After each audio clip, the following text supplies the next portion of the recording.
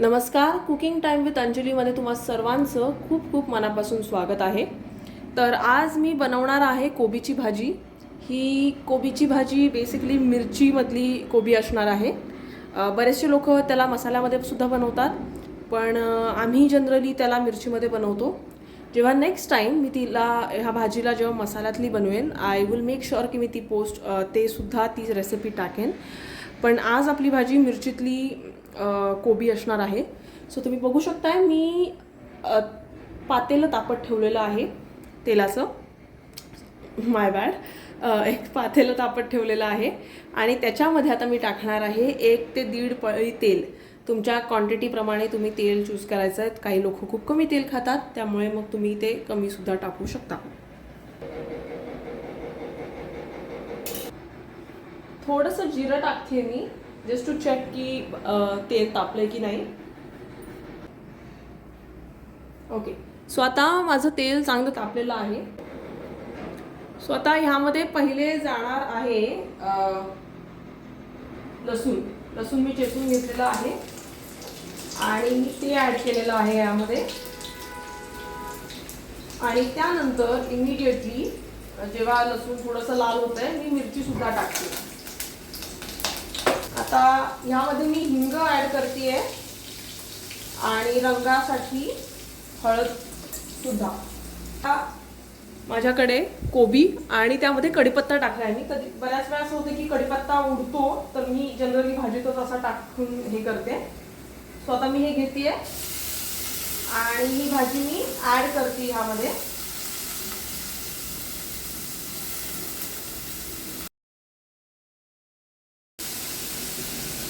कोथिंबीर मी थोडीशी आता टाकून घेतली आहे आणि राहिलेली मी नंतर टाकणार आहे जेव्हा पूर्ण भाजी आपली होणार.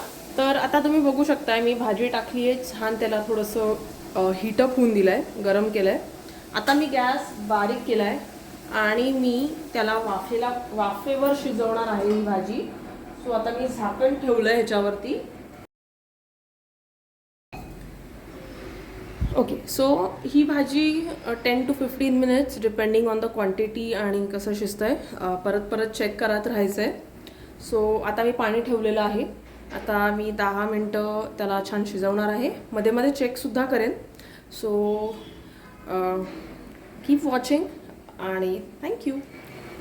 ओके. सो आता 3 ते 4 मिनटं झालेली आहेत आणि आता मी चेक करते भाजी. कधी कधी असं होतं की भाजी लागते जेव्हा असं वाफेवर असते. सो मेक शुअर करा की तुम्ही चेक करताय की असं होत नाही आहे. सो भाजी बघू शकताय.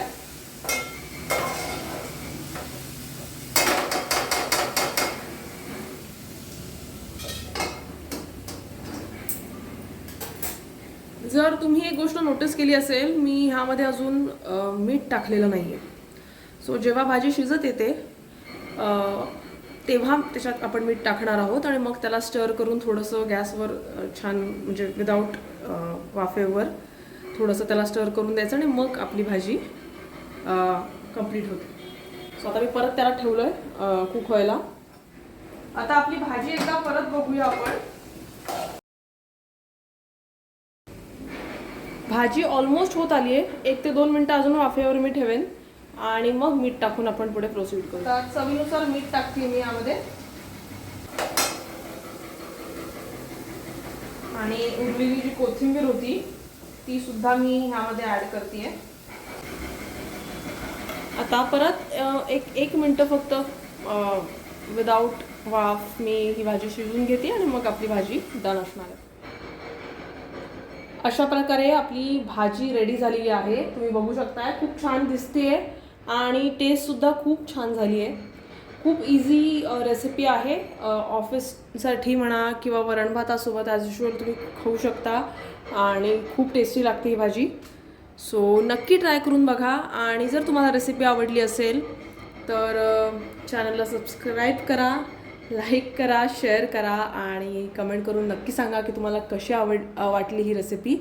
आणि ॲज युजल जर तुमचे काही वेगळे पदार्थ बनवण्याची टेक्निक्स आहेत किंवा तुमची काही पद्धत आहे, तुम्ही एका स्पेसिफिक सिटीमधून आहात आणि तिथे काही वेगळ्या पद्धतीने बनतं आहे, जर ही सेम भाजी तर मला नक्की कळवा. मला खूप खूप आनंद होईल तुमचे कमेंट्स वाचून आणि ती रेसिपी ट्राय करून सुद्धा.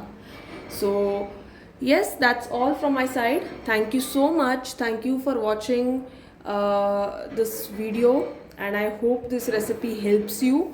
And that's all. Thank you. Have a lovely life. Bye bye. Take care.